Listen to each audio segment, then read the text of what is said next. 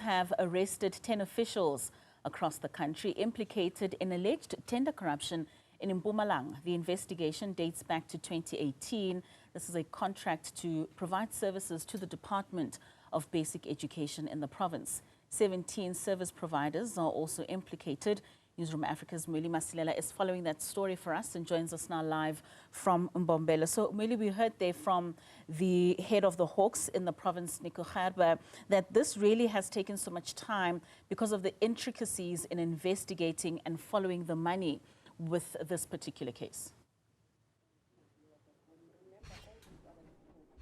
Yes, indeed. That is what General Gerber had to actually explain, to say that this investigation had to take some time because they must be sure that they've got the right evidence, and as you've rightly put it, the issue of tracking or tracing the money, looking into those bank statements to ensure that the investigation is thoroughly done. But of course, also emphasizing, Katlego, that as much as they do their best to do these investigations, the challenge is that they don't have control over what happens in court, because we're asking that, in fact, some of these officials, it's not the first time that they're nabbed by the Hawks. They've been arrested before and acquitted in as far as some of those cases are concerned. So we're asking if this is not something that will repeat itself. So indeed, they are saying that it's not only the Department of Education that is being investigated at the present moment. We understand that there's still a lot of other departments that will be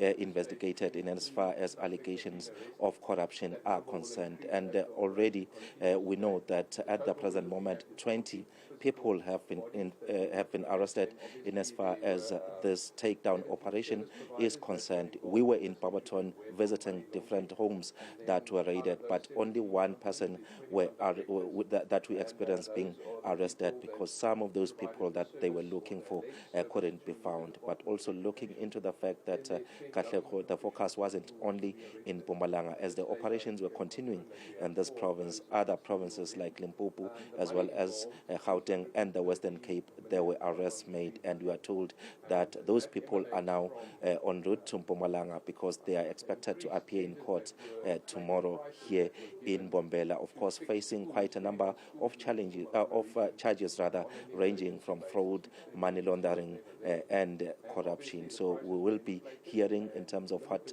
transpires in court, but of course the expectation is that they will be applying for bail. But listening to the head of Hawks here in Mpumalanga, General Nico Gerber, he's saying that the operation continues because now that 20 people have been arrested, it means that 21 are still outstanding. So the likelihood is that they'll continue tomorrow with their operation, as much as they also have to pay attention in terms of what happens inside court. And I think, Mweli, what's most disheartening about cases such as these, I mean, these are funds that were requested for the emergency renovations and the fixing of school facilities that are really needed by children across that province. And to think that none of these funds actually went to any of these projects that they were intended for. Yes, indeed. When you listen to the head of the Hawks even highlighting that there is an issue that even President Cyril Ramaphosa has been talking about, the issue of corruption. When you look into this particular scenario, what the Hawks are saying is that some of these tenders were awarded without following due processes. And when you even look into the pricing, some of those prices inflated, and this money, as we have rightly put it, not benefiting the rightful people. When you look into Mpumalanga at the present moment, we are coming from a situation where there were floods. We still have got issues of scholar transport, children not having proper facilities even at those schools. So that money could be channeled to those issues so that they are addressed, but in this particular case is not happening. And what scares many people, as highlighted, is that this department is not the only one that is being investigated, which tells you that there might be more. Maybe just a minute, if you still have time for me, just to speak to the General again. Thank you very much for your time.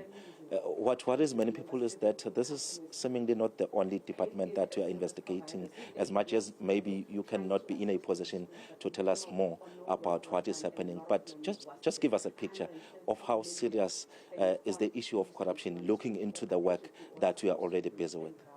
Mkhulisi, yes, without going into details, corruption, unfortunately, it has become the norm. Instead of people offering the services to the people on the ground, the public that pays for these services, that pays the taxes, unscrupulous government officials abuse their powers and, they steal the money, there's no other word for it, and they benefit from them, and we have several cases on the desk of fraud and corruption relating to government departments. And yes, there will definitely be arrests in future on other cases that we have, but for today, it's the Department of Education that we have under our microscope today. Of course, without mentioning the names of the people you have arrested today, it's 20. If you can maybe give us some clarity, what kind of people can we expect to be appearing in court today? Yeah, tomorrow, rather. Yeah, Mkhulisi, we're standing on 23 as a total now. We had the government officials or the acting HOD of that time. We had the Chief Director for Implementation, the Director for Planning, and the acting CFO at that stage as some of the government officials that we have identified and that will be arrested. Some of them have already been arrested at this stage and will appear tomorrow. And then what can we expect tomorrow? You're saying it's a total of 23 now that have been arrested. How do you then, is it promising that you'll be able to catch the others? Yes, we don't foresee, they can't go far, it's not organized crime criminals that are violent, so we will find them, and the plea is to them, if we contact you, if we can't find you at the addresses and we contact you, please come and see us. We need to have you in court. It's to your own benefit. All right, and then looking into the service providers, we are talking about inflation of prices. So many South Africans would be interested maybe to know as to how extreme are these cases in terms of the inflation. If maybe an item was costing 10 rand, sometimes you'll find that it is now costing 50 rand. But if you can just give us a picture, what is it that you are dealing with exactly in terms of what you've collected? Yeah, Mkhulisi, I don't have those figures to say exactly what was inflated, but it goes on maintenance repairs. So it's not per item, you can say, like buying a broom or something. It is the repair of a school building. And in several instances, the buildings didn't really need repair, but, with the government officials there creating the false narrative and saying there is repairs. And that's why I said earlier on, the service providers were handpicked. So it's people that collude with one another in an organized crime fashion. All right, let's allow you to go do some of the work. As you know that at the present moment you haven't got all the people that you are looking for, but Katlego, you can get a sense of how extreme this is, looking into the fact that he's saying at some instances you'll find that there's no need for those repairs, but some of those officials will be quoting to say that there needs to be some work to be done. So that's how serious this matter is. So we'll continue following their operations tomorrow, and of course they don't want to share much information at the present moment as to where they'll be heading to tomorrow, but of course we will know in the morning as they gather to continue with these operations. All right, the Hawks clamping down on some of those officials and service providers in that 114 million rand tender scheme.